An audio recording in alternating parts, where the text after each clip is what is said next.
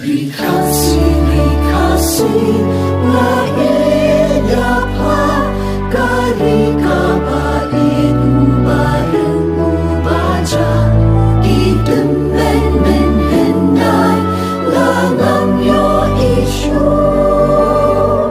jengken mau yakikan om tu lung kasih kaki om judon kali basok dengan ibangkat bangun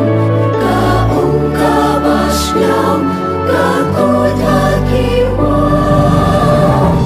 kamrat mentang ruka yaisa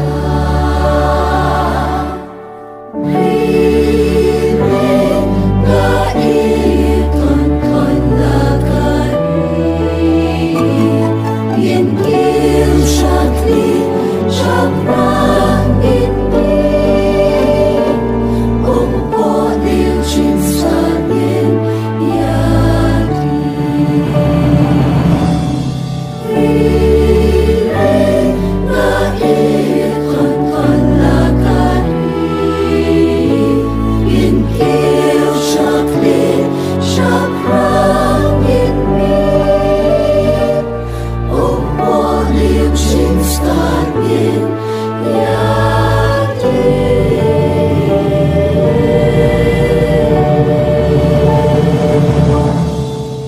Rikasi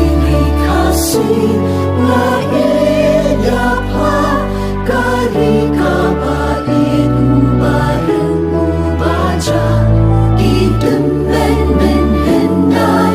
langam yo isu jengken mau yakikan om tu lung kasih kaki om judon kali basok dengan ibangkat bangun kaung kabasyam kakut hakiwan kamrat mentang ruka yaisa Birin nga iton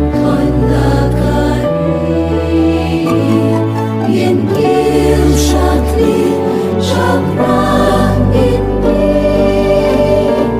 Umpo liu chin sanin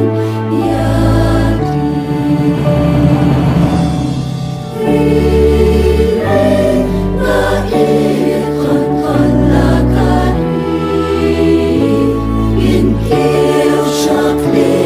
shamran inni Umpo liu chin sanin yadi